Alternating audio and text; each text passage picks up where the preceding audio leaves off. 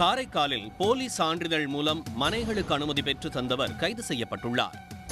புதுச்சேரி மாநிலம் காரைக்கால் மாவட்டத்தில் உள்ள காரைக்கால், திருநள்ளாறு, நிரவி, திருப்பட்டினம் உள்ளிட்ட இடங்களில் செயல்படும் துணை பதிவாளர் அலுவலகங்களில் காரைக்கால் நகர அமைப்பு குழுமத்தின் அனுமதி பெறாத 26 மனைகள் பதிவு செய்யப்பட்டிருப்பது தெரியவந்தது. காரைக்காலைச் சேர்ந்த பொறியாளர் ராஜ்குமார் என்பவர் தகவல் அறியும் உரிமைச் சட்டத்தின் மூலம் இந்த தகவலை பெற்றார். அது குறித்து சமூக வலைதளங்களில் பதிவிட்டு நடவடிக்கை எடுக்க கோரியிருந்தார். இந்நிலையில் காரைக்கால் நகர வளர்ச்சி குழும உறுப்பினர் செயலர் மாயவேல் போலியான ஆவணங்களை பயன்படுத்தி புதுச்சேரி அரசுக்கு 12,10,257 ரூபாய் வருவாய் இழப்பை ஏற்படுத்தியுள்ளதாக புதுச்சேரி மாநில காவல்துறை தலைவருக்கு எழுத்துப்பூர்வமாக புகார் அளித்திருந்தார். இந்த புகாரை அடுத்து காரைக்கால் மாவட்ட முதுநிலை காவல் கண்காணிப்பாளர் உத்தரவின் பேரில் காவல் கண்காணிப்பாளர் சுப்பிரமணியன் தலைமையில் விசாரணை நடைபெற்றது.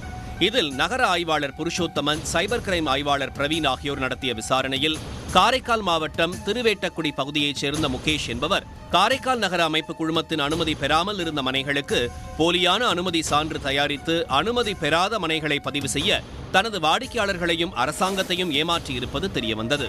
இதைத் தொடர்ந்து அவரது அலுவலகத்தில் சோதனை நடத்தப்பட்டு கணினி, செல்போன் உள்ளிட்டவை பறிமுதல் செய்த போலீசார் முகேஷையும் கைது செய்து சிறையில் அடைத்தனர். அவர் மூலம் மனைகளுக்கு போலியாக அனுமதி பெற்றவர்களுக்கும் சிக்கல் ஏற்பட்டுள்ளது. முகேஷ் பின்னணியில் வேறு யார் யார் உள்ளனர் என்பதை அறிய காரைக்கால் அமைப்பு குழுமம் மற்றும் காரைக்கால், நிரவி, திருநள்ளாறு, திருப்பட்டினம் துணை பதிவாளர் அலுவலகத்திலிருந்து ஆவணங்கள் சேகரிக்கப்பட்டு வருகின்றனர்.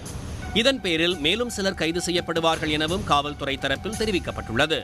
முகேஷ் பின்னணியில் வேறு யார் யார் உள்ளனர் என்பதை அறிய காரைக்கால் அமைப்பு குழுமம் மற்றும் காரைக்கால், நிரவி, திருநள்ளாறு, திருப்பட்டினம் துணை பதிவாளர் அலுவலகத்திலிருந்து ஆவணங்கள் சேகரித்து வருகின்றனர். அதன் பேரில் மேலும் சிலர் கைது செய்யப்படுவார்கள் எனவும் காவல்துறை தரப்பில் தெரிவிக்கப்பட்டுள்ளது. சன் நியூஸ் வாட்ஸ்அப் சேனலை ஃபாலோ செய்யுங்கள். QR கோடை ஸ்கேன் செய்து சன் நியூஸோடு இணைந்திருங்கள்.